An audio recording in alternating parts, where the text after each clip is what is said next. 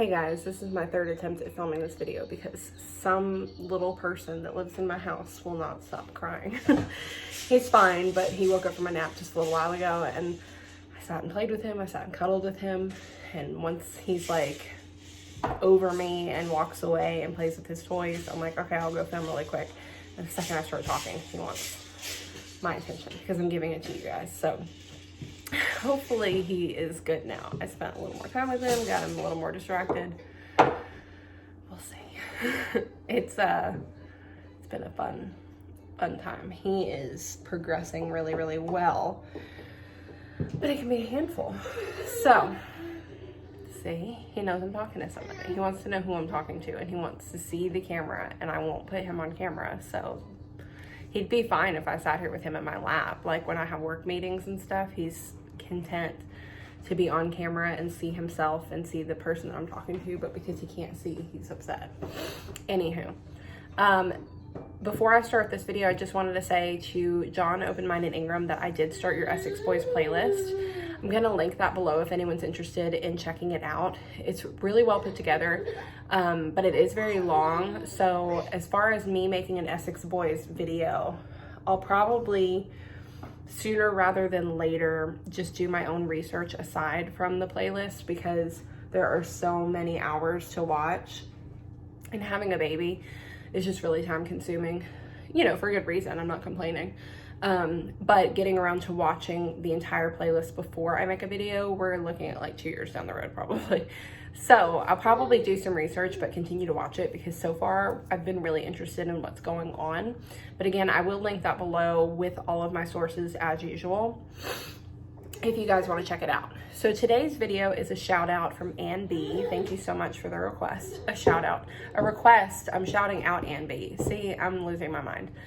It is the story of the murder of Jessica Chambers, and just warning, this is pretty gruesome. Most of what I'm gathering, most of what I'm reading is going to be from, and of course my computer's gonna die. Oh my gosh. Most of what I'm reading is gonna be from, I believe it was Unsolved Mysteries Wiki. I'll link that below. A lot of people are mixed on how they feel about some of my videos. Sometimes people are complaining that I'm just reading other people's information, but I'm not claiming that it's my own research, because it's not. But basically when you're gathering research and it's already laid out exactly the way that you want it, I mean, I feel like putting it in video format is the thing that a lot of people are missing, and that a lot of people want more of. Like my Jeremy Wade Dell video, no one could find a video on it, and there was maybe one web page of the information. So if it's bothering you guys when I just read stuff like this, let me know. But a lot of times, like I said, it's just very well put together already, so I'm going to read it and then link all of my information that I get in the description. He thinks I'm talking to someone. He thinks I'm FaceTiming someone. He's not involved, and he's not having it. I should have filmed during his nap, but I really just wanted to enjoy my lunch and take a break and not be rushed to do something while he was sleeping, and now I'm regretting that. So let me pause, plug my computer in, and distract him again, and I'll be right back.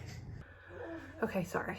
Anywho, let's get started.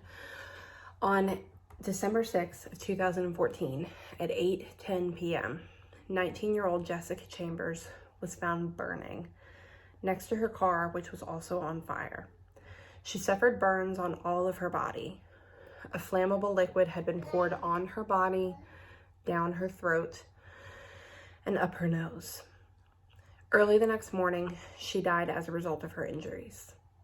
Jessica's car keys were later found along a road near the crime scene. Her cell phone was examined by authorities in order to determine her movements on the day of the murder. They determined that she had spent the morning with 2 friends. She later went to her mother's house where she took a nap. Later in the afternoon, she left after receiving a text from someone. She told her mother that she was going to get something to eat and clean out her car. Around 5:30 p.m., she went to a gas station about 1.5 miles from where her body was found. This was the last time she was seen alive.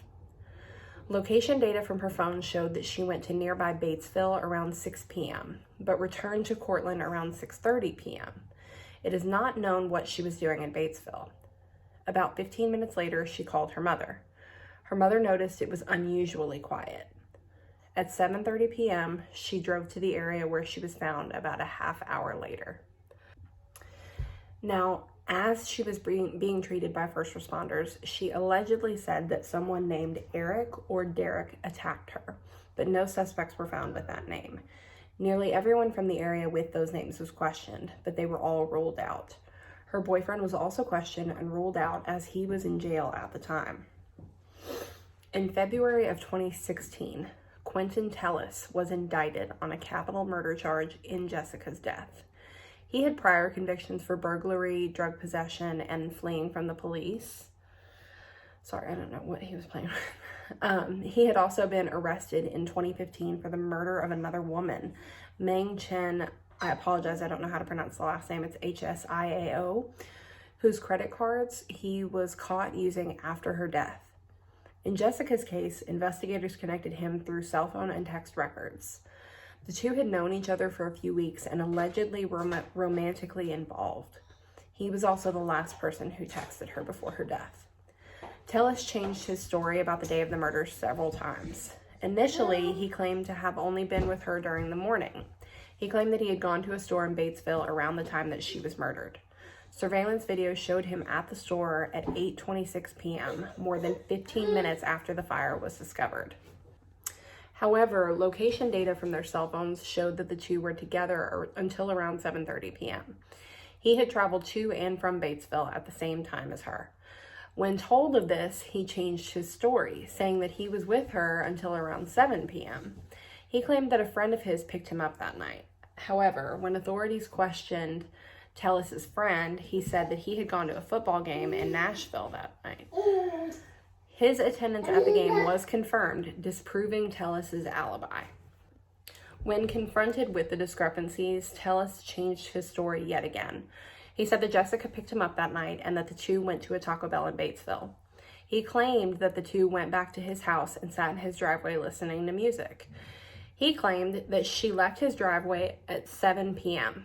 However, her phone's location data and surveillance video from a gas station next to his home indicated that she left at 7:30 p.m. and drove to the area where she was later found on fire. Authorities felt it was extremely unlikely that Jessica encountered someone else in the 30 minutes between leaving Tellis's home and being discovered on fire. A sample of his DNA was taken, which was found to match DNA taken from her car keys. It was discovered that her keys were found along a path between the crime scene and his sister's home. Surveillance video showed a vehicle believed to be his sister's stopping briefly at his home at 7:50 p.m. before driving towards the crime scene. Surveillance video has also helped show that Tellis had changed his clothes 3 times that day. Within an hour of Jessica's death, Tellis had deleted all communications with her from his phone and stopped checking on her, even though they had been in constant contact in the days prior. The deleted messages showed that in the week prior to her death, he repeatedly asked to have sex with her. Each time, she denied his request. The messages also showed that she had denied him sex 4 times on the day of her murder. Prosecutors believe that while in Tellis's driveway, he tried to have sex with her. However, she resisted. They believe that he became enraged and suffocated her until she was unconscious. In order to distance himself from the crime, he then drove her car to the area where it was later found. He then ran on foot to his sister's home nearby, took her car, picked up gasoline from his home, and then returned to Jessica's car and set it on fire with her inside. Tellis's defense claimed that the person whom Jessica identified as Eric or Derek was the real killer. Tellis told police that a sex offender named Derek Holmes was stalking Jessica. Residents claimed to have seen the two together. However, he was ruled out by investigators based on his alibi and several interviews. Furthermore, doctors and other experts noted that it would have been difficult for her to say anything properly due to the injuries to her mouth and throat. Furthermore, Jessica did not use her phone to talk to anyone named Eric or Derek in the 30 days prior to her death. In October of 2017, Tellis went on trial for Jessica's murder. Initially, the verdict was read as not guilty. However, it was discovered that the jury misunderstood the instructions, as many of them had voted guilty. An hour later, the jury returned and said that they could not reach a verdict. A mistrial was declared, and a new trial began on September 24th, 2018, in a different county. However, during that trial, a mistrial was again declared.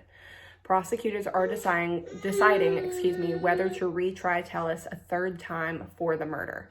He still faces murder charges in the death of Meng Chen Hsiao. I apologize again about that last name. Now, as of today, Quentin Tellis has still not been tried a third time for the murder of Jessica Chambers. So he is basically in prison. As of December, it was stated that there wasn't even a bond yet. He is just awaiting another trial. So we will see how this unfolds. It doesn't sound good. I cannot believe that there were 2 mistrials on this case. So I'm very interested to see what happens. I will do my best to keep up with this case and update you guys accordingly. I'm sorry for how choppy this video has been. I just cannot get a break in the last 48 hours, really. I love my child more than life itself.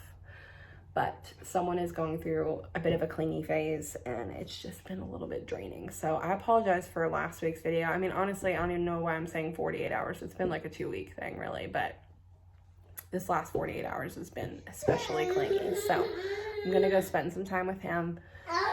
And then, yeah, that's where I'm at right now. I'm doing my best. So thank you guys for watching. If you like this video, please hit the thumbs up button below. If you have any suggestions for videos, true crime or otherwise, please leave those in the comments below. If you would like to see more videos, please hit the subscribe button, as I can't talk today, as I upload new videos every Wednesday. And other than that, I will see you guys next week. Bye.